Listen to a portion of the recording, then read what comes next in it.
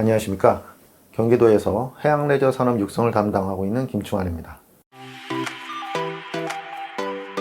저희 경기국제보트쇼 유튜브 채널에서는 여러 해양레저 업계 전문가분들을 모시고 해양레저 지식백과를 진행하고 있습니다.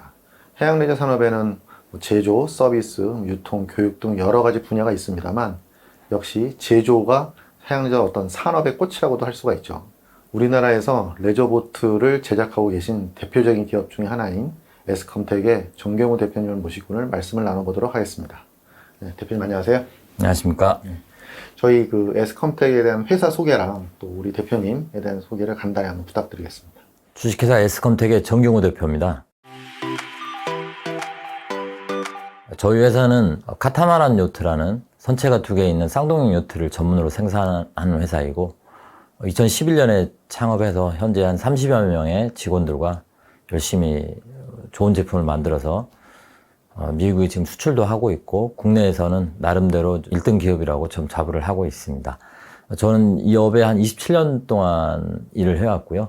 최근에는 수요산업 쪽에도 좀 관심을 많이 가지고 있습니다. 그래서 지역의 유여왕들이 요트를 댈 수 있는 복합형이 될 수 있는 방향에 대해서도 적극적으로 이야기들을 좀 하고 있고 저희 회사 자체에서도 자그마한 마리나라도 한번 운영해보면서 그런 분위기를 좀 확산시키고자 노력을 하고 있습니다. 그러니까 우리나라의 레저보트도 우리 자동차처럼 사이즈가 굉장히 다양하고 네. 그 사이즈에 따라서 만드는 방식이라던가 또 목적도 좀 많이 다르죠. 그래서 우리나라에서 정말 가장 많은 그 보트 사이즈라고 할 수 있는 거는 정말 한 4m에서 6m, 뭐 한 15피트에서 20피트 정도 내외이지만 우리 대표님이 제작하시는 거는 그보다 훨씬 더 큰 사이즈, 중대형 이상의 사이즈를 제작을 하시고 또 보트 형태도 이제 카타마란인데요. 카타마란이 어떤 건지 한번 설명을 해 주시죠. 예, 카타마란은 선체가 2개 있는 우리말로 하면은 이제 쌍둥형 요트를 얘기를 하는데 선체가 2개 있으면 카타마란이고 3개가 있으면 이제 트리마란 이렇게 표현을 합니다. 그럼 카타마란이 어떤 부분에서 좀 이점이 있나요? 요트는 주로 이제 모노를 중심으로 지금까지 쭉 발전을 해왔는데 최근에 한 20-30년 된 것 같아요. 그래서 카타마란 선체가 2개 있는 게 시장에 이제 자리를 잡게 되는데 그거 자체가 일단은 공간 자체가 좀 넓어진다는 장점이 있고 그렇죠. 그리고 보건성도 좋고 하다 보니까 많은 사람을 좀 태울 수 있고 안에 휴양할 수 있는 공간들을 다양하게 구성할 수 있다는 장점들이 있고 그래서 요즘에는 요트에 처음 입문하는 사람들도 카타마란을 선호하는 경향이 있습니다. 네.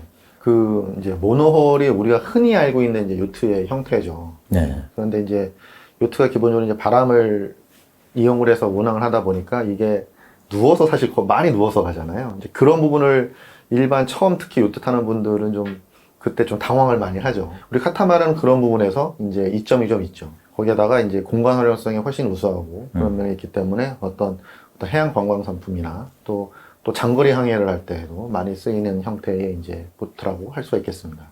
자, 그럼 우리 대표님이 사실 이 분야에서 굉장히 오래 활동을 하시고 네. 제조도 해오셨는데 이쪽 마린 분야에 일하시게 된 어떤 계기가 있나요? 처음에 시작할 때는 어떤 특별한 목적성 가지고 했던 건 아니고요. 광주에서 FRP 쪽 일을 좀 했습니다. 인력시장 다니면서 일용직으로.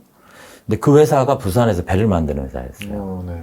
그래서 거기 사장님이 뭐 일 열심히 한다고 부산에 가서 기술을 알려줄게 해가지고 그냥 가방 달랑 메고 부산에 갔어요. 그래서 저희가 이제 카타마란 약간 중형급 제품을 핵심 제품으로 하고 있는 이유 자체가 제가 이제 출발했던 제품 자체가 자그마한 모터보트들이 아니고 주로 우리 관에서 사용하는 여객선이라든지 그다음에 뭐 순찰선이라든지 그래서 제법 규모가 큰 배를 주로 만들었었어요. 국내에서는 처음으로 이제 카타마란 요트를 생산을 하게 되고 이제 그러면서 거기에 이제 저도 일을 하게 되면서 계속 관심이 좀 커져가는 그러면서 어떤 목적도 생기고 그러면서 사업을 하면서도 이제 이 분야로 해야 되겠다는 마음을 먹고 시작을 했죠.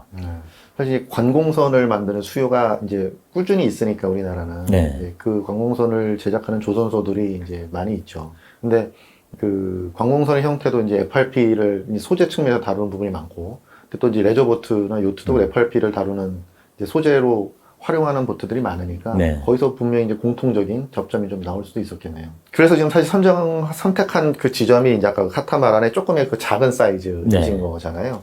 자, 그러면 그 제품이 지금 어디로 수출이 되고 있는 거죠? 현재 이제 저희가 2019년에 미국의 마이애미 보트쇼에 실제 제품을 전시하고 거기서 이제 딜러십을 구축을 한 거고 네. 작년부터 이제 미국 시장에 판매가 되고 있습니다. 그러니까 아직 미국 시장을 세분화해서 하진 않고 마이애미에 있는 딜러가 미국 전체를 좀 커버하는 네. 그래서 마이애미에도 가고 뉴욕에도 가고 LA에도 가고 그리고 저희 배는 이 컨테이너 분리해서 네. 컨테이너로 운송할 수 있는 장점이 있는 배이기 때문에 시카고 그 오데오 쪽에도 네. 가고 그래서 지금은 큰 틀에 점점이 좀 뿌려지고 있는 근데 이게 좀 촘촘해지고 하는 것을 지금 목표로 좀 하고 있죠. 네. 그러니까 카타마란을 컨테이너 박스에 넣어서 보낼 수 있다는 건 사실 엄청난 강점이죠. 네. 운송비가 정말 우리가 보통 이제 그런 대형 요트들은 전용 선박으로 이제 실어 나르고 그래서 운송비가 굉장히 높아지는데 이걸 컨테이너에 넣을 수 있게끔 또 설계도 하시고 제품화한다는 거는 운송비 측면에서 절감 경쟁력이 있는 것 같습니다. 자, 그럼 이제 물론 이제 우리가 시장도 좀 적고 브랜딩된 부분도 약하기 때문에 경쟁이 좀 약할 수밖에 없지만 근데 지속적으로 어찌됐건 R&D가 꾸준히 좀 이루어져야 또 그 갭을 좁힐 수 있는 것이잖아요. 네. 그럼 우리나라의 어떤 이런 내재 선박 제조 R&D 사업들은 좀 충분히 있나요? 오히려 2000년대 초반에는 정부 지원 R&D 프로그램이 많았는데 네. 근데 문제가 그런 것들이 한 10여 년 지원을 하는데 성과들이 안 나오니까 이제 산업부에서 성과가 없으니까 이제 없어지는 거죠. 네. 하나둘 없어지는 지금은 해양내조 전문으로 하는 R&D 지원 프로그램이 없습니다. 오히려 이제 지금 그런 프로그램들이 좀 많아지고 해야 지금 이제 좀 뭐랄까 성숙되는 시장 분위기에서 우리 내수에서 뭔가 할 수 있는 기술이나 제품들이 나와줘야 되는데 그게 좀 어려운 상황이죠. 그렇게 이제 산업부는 여러 이제 분야의 이제 R&D 과제를 만들고 그걸 통해서 이제 그 각 분야에 있는 산업들의 어떤 기술 개발을 좀 촉진하기 위한 사업들을 하는데 그게 이제 아까 2000년대 초반에 좀 활발했다가 지금 이제 그 사업이 없다 보니 이제 여러 어려움이 있다고 말씀하신 건데요. 그럼 지금 어떤 R&D 과제가 좀 만들어져야 할까요? 제가 볼 때는 그 제품들이 나와줘야 되거든요. 네, 제품화가 좀 돼야죠. 네, 그래서 제품화할 수 있는 그리고 그 제품의 완성도를 높여내는 쪽에 네. 그런 쪽에 좀 R&D가 돼야 되는데 예전에 진행됐던 R&D도 그렇고 주로 기술 개발에 좀 머물러요. 그러니까 R&D는 다 성공하는데 네. 팔릴 만한 물건은 아니에요. 네. 막상 시장에 내놓을 만한 물건은 아닌 거죠. 그래서 지금 R&D가 그렇게 좀 물론 기술 개발도 필요한데 이걸 제품화하고 여기서 한 단계 또 높여서 제품의 완성도를 높이는 쪽. 네. 예. 그래서 이 지점 좀 나눠져서 좀 돼야 된다. 그 R&D의 방향이 이제 여러 가지가 있겠지만 기술 개발을 해서 정말 훌륭한 기술이야라고 해도 사실 팔지를 못하면 네. 이제 맞습니다. 그 효과가 반감되는 거죠.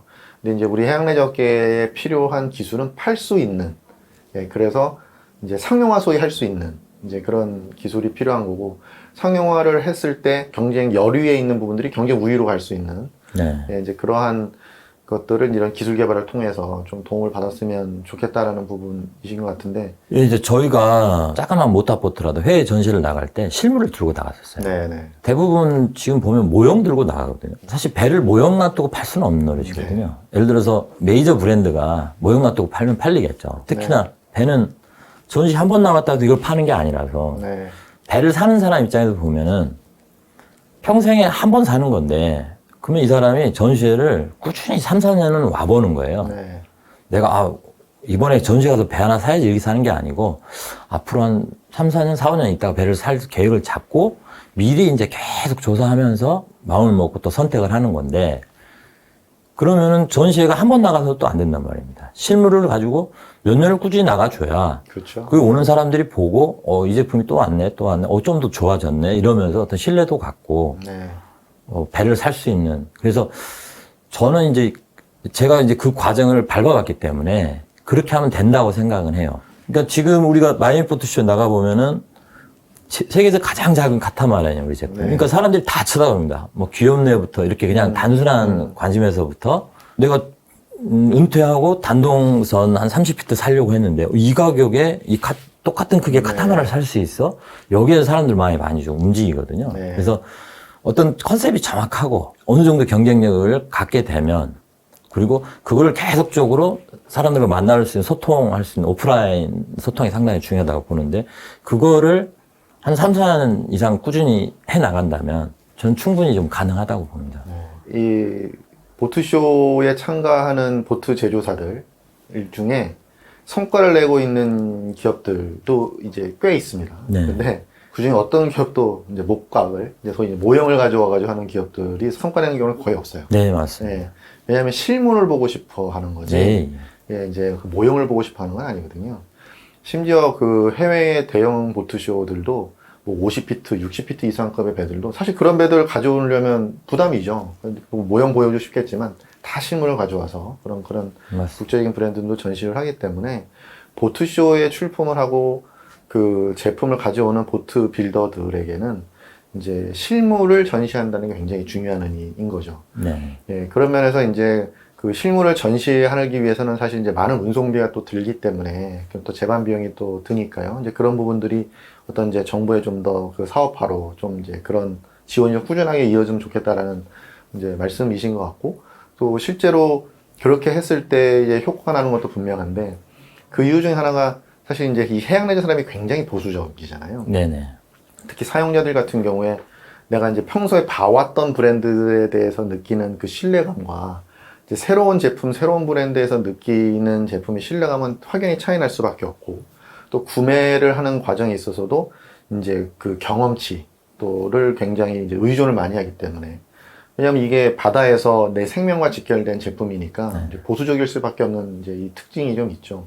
그렇다면 이제 이런 시장에 이렇게 신규로 진출하는 제품이라면 이제 제품이 그렇게 소위 니치마켓에 어울릴 수 있는 경쟁력과 개성을 갖추고 있다 손 치더라도 꾸준한 참가를 통해서 그 제품에 대한 신뢰를 소비자에게 주는 과정이 분명히 필요할 것 같습니다.